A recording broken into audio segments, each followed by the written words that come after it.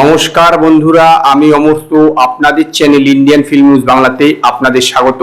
আজকে এই ভিডিওতে আমি বুমেরাঙের টাইটেল ট্র্যাকটা নিয়ে কথা বলবো। সত্যি কথা বলতে গেলে কি প্রচন্ড হতাশ হয়েছি। এই নিলয় চ্যাটার্জি এক্সপিরিয়েন্স করতে গিয়ে মিউজিকে আমার মনে হয় পুরো গানটা একদম ডুবিয়ে দিয়েছে।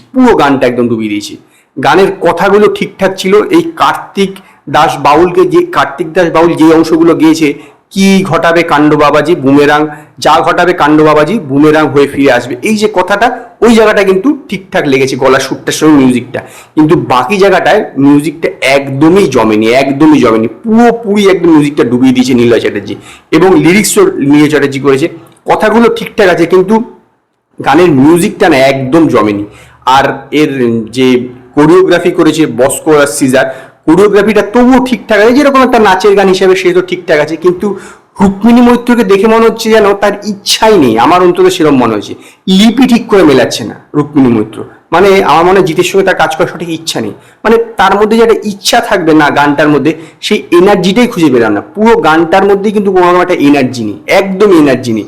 মিউজিকটা পুরোপুরি ডুবিয়ে দিয়েছে, দেখবেন ভালো করে শুনলে না একদম মনে হবে যেন ঘুমিয়ে পড়ছে। একটা নাচের গান শুনে মনে হচ্ছে ঘুম পেয়ে যাচ্ছে, এরকম একটা।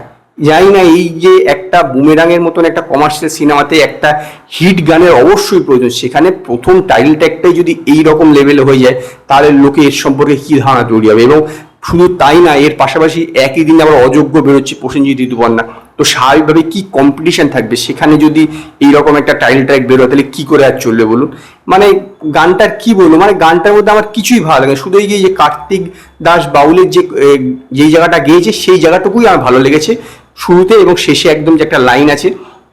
আর বাকি কিন্তু কোনো জায়গাটাই একদম ভালো লাগেনি। গানের কোরিওগ্রাফিও বিশাল কিছু একটা হয়নি, এবং প্রোডাকশন ভ্যালু দেখে সেরকম মনে হচ্ছে না খুব একটা বিশাল কিছু। একটা ছোট্ট জায়গার মধ্যে একটা সেট বানিয়ে কোনো রকমের হয়েছে, মানে সেটটা চকচকে আছে, ওই লাইটিং টাইটিং আছে, কিন্তু বিশাল যে বড় একটা সেট সেরকম কিন্তু না। মির্জার মতন অত বড় কিন্তু সেট মনে হচ্ছে না দেখে।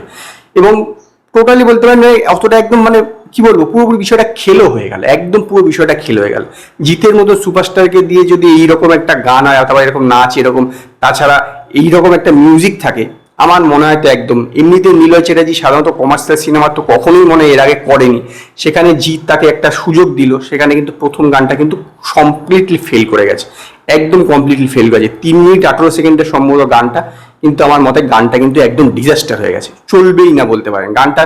আমার তো অন্তত ভালো লাগেনি। হ্যাঁ, জিতের ফ্যানদের নিশ্চিত ভালো লাগতে পারে, কিন্তু আমার একটুকু ভালো লাগে। মিউজিকটাই পুরো ডুবিয়ে দিয়েছে, কথাগুলো ঠিকঠাক আছে, এছাড়া তো রুক্মিণী মৈত্র মানে কি বলবো, আর ইচ্ছাই করছে না দেখে মনে হচ্ছে একদম টোটালি।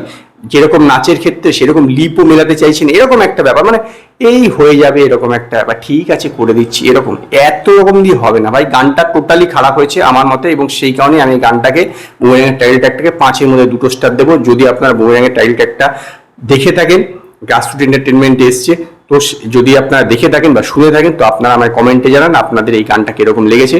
যদি আপনাদের এই ভিডিওটি পছন্দ হয়, ভিডিওটিকে লাইক করুন, কমেন্ট করুন, শেয়ার করুন, আর নতুন আপডেটের জন্য আমার চ্যানেলকে সাবস্ক্রাইব করুন।